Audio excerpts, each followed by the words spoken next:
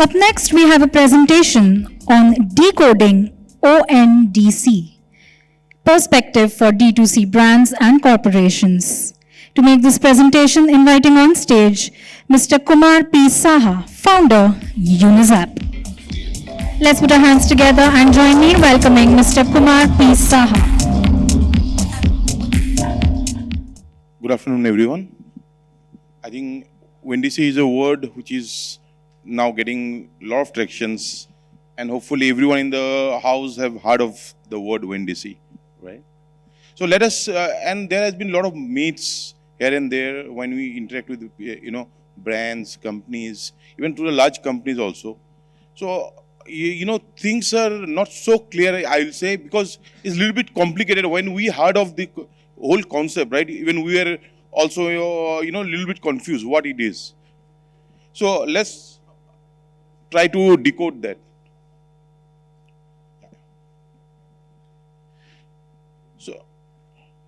So let us go with this some of the data. So that will give some context to the ONDC. So if you see globally, these are the three economies: US, China, and India, right? And the number of internet users, smartphone users, and the number, how many people today are transacting.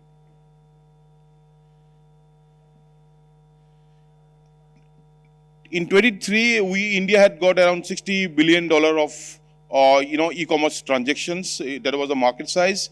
25, it is expected to be $180+ billion, and by 30, it is going to be $350 billion. The way it is moving today, it is almost impossible to achieve unless until we do something remarkable. All right. And this is the current status. E-commerce, market share.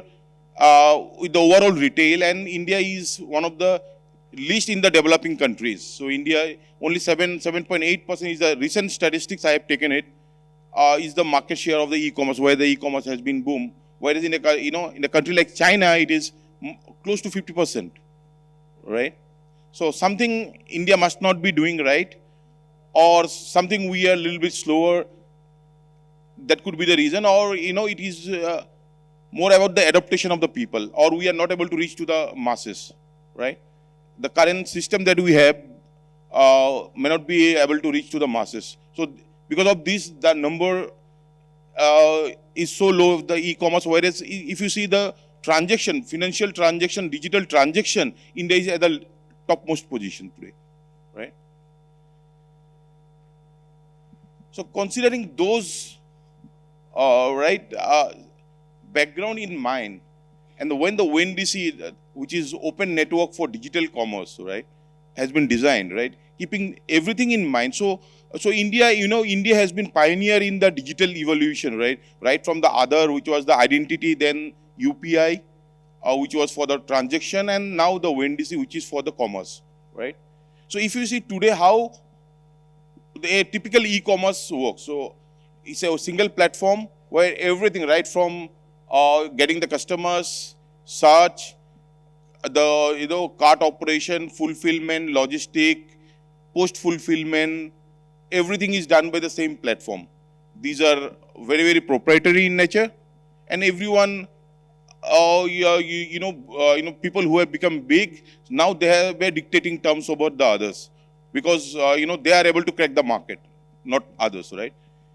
So at ONDC, what has been done, we have divided all the pieces into more fraction, right? So one entity can do only get customer if he is a good marketer, or he already have a customer. Like let us assume a bank who already have millions of customers, right? They have an app where customers come in. So only thing they need is the catalog, right? So, but they are not good at getting the, sourcing the brands or the sellers, right? So, but they have a consumers, they can make transactions. So here we have divided some of the operation, like the front end side, what we as an end consumer do as one side, and there we call it a buyer node or buyer app. The back end side, like most of us are available on, the e-commerce platform. We have a partner.xyz.com, which is for the seller side, where we update the catalog, from where we fulfill the orders, right? So that that part is totally separate, which we call a seller node or seller app. And then there is a logistic, the last mile delivery. So some logistic company can also get in to the network, right? And they are the logistic node. So all this together, right, become a complete marketplace. So this is all about how the whole network operates. So why I'm calling it a network, ONDC is not a platform. So what is ONDC and what ONDC is not? ONDC is an open network. It is network like, we can think of like the MasterCard or Visa network or RuPay network. It is something like that network who decides the protocol. And all the members who join this network has to, agree on those protocol and they communicate with each other on those. ONDC is not a government platform, it's not any intermediary, or it's neither an app.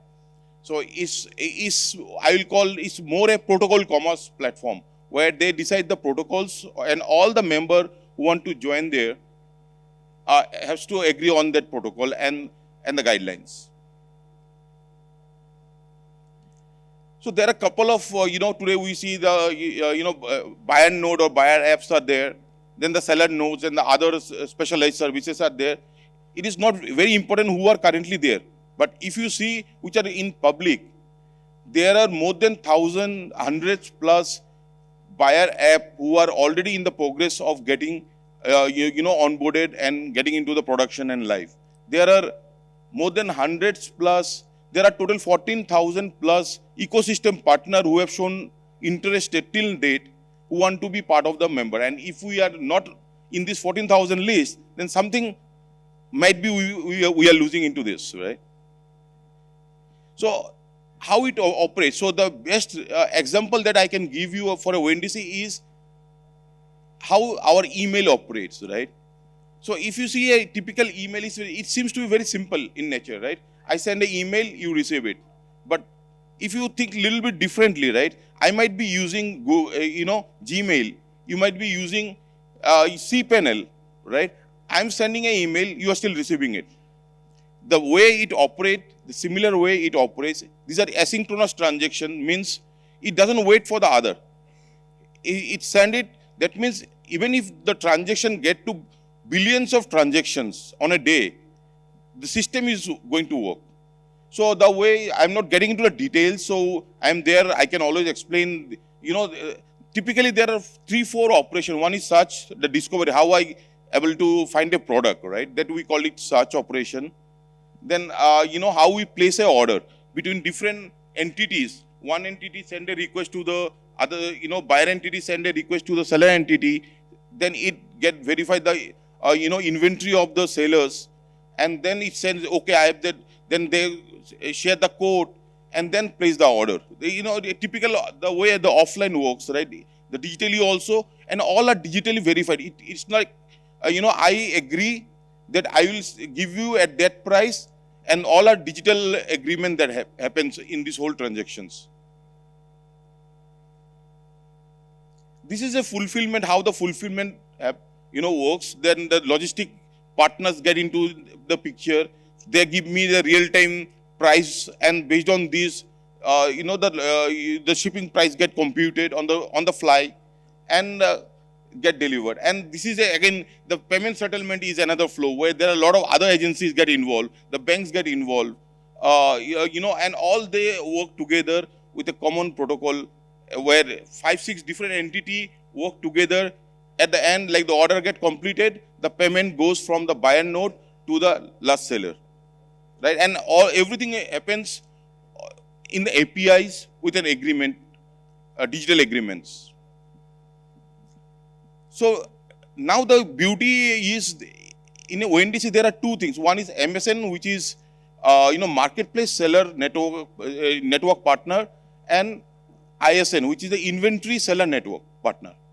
So this is very important, right? So marketplace seller network, like Unizap, I represent Unizap, right? We are also a marketplace seller network, which is you can call us as an aggregator, right? Where any brand can onboard through us to ONDC network.